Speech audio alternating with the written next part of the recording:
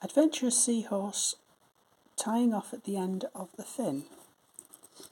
I've worked these backwards and forwards since the last video and got now to the place where you will see it says knot on this last row of pinholes here.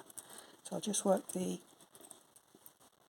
worker back through these, still putting the twist on the worker but not putting a twist on the passives.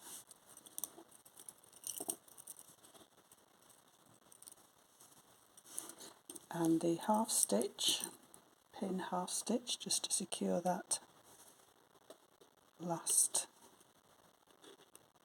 pinhole on that edge. I'll go along to this other one just to get this nice and snug. Doing cloth stitch and twist across all the passives at this point. 2 twists on the worker, putting the pin up and tensioning. When tensioning this, because you've got a lot of different directions, always try and tension with the threads coming down. Make it ever so slight differences to your direction can stop the threads going off in one direction and another. So if you're always tensioning in the same direction, don't try and tension to one side. And tension, there we go, that will do for now. So I'm taking these to one side and pinning them back, keep them out of the way. I've actually got to the end. We've got pinholes showing there, so I'm now going to put this on the pinhole so that the knot has something to tie up to. Could have put them in while I was going along there.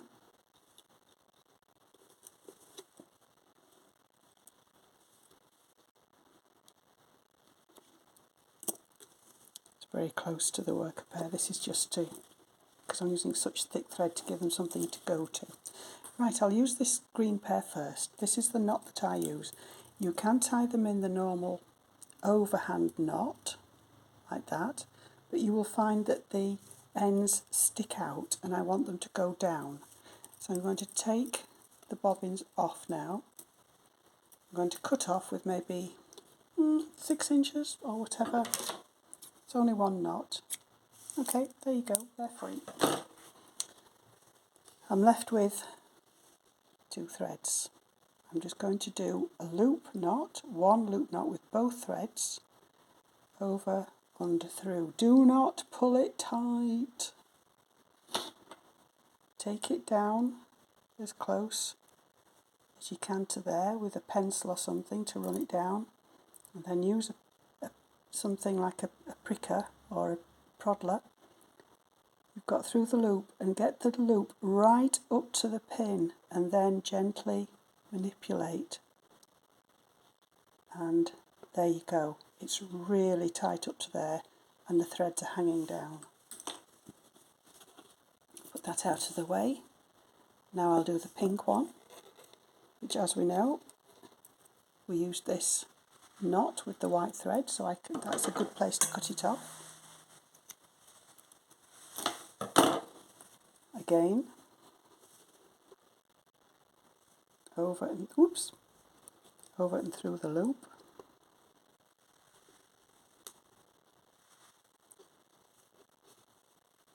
She said, making a mess of it.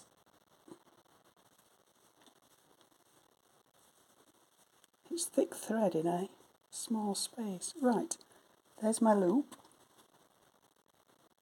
Very gently. If you try and pull it too tight and you end up with a knot too far up here, you have to undo it. So you really do want to just drag that loop right up to the pin and then push it up. There we go, that's another one done. And this one really is a close thread, so I will leave some of the white thread on this one, just to give me something to get hold of.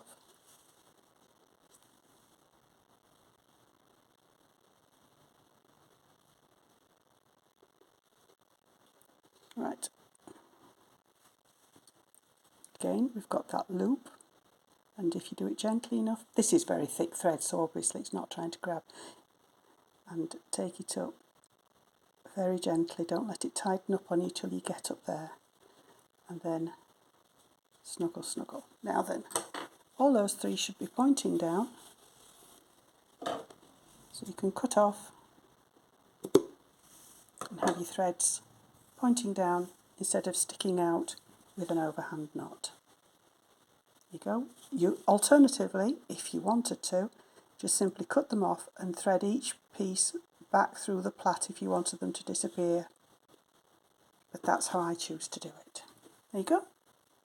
That's the end of the thing. I'll be going down here with the zigzags, and then the next thing will be the throwing out when you see all these coming tightly together, starting to throw out. That's next.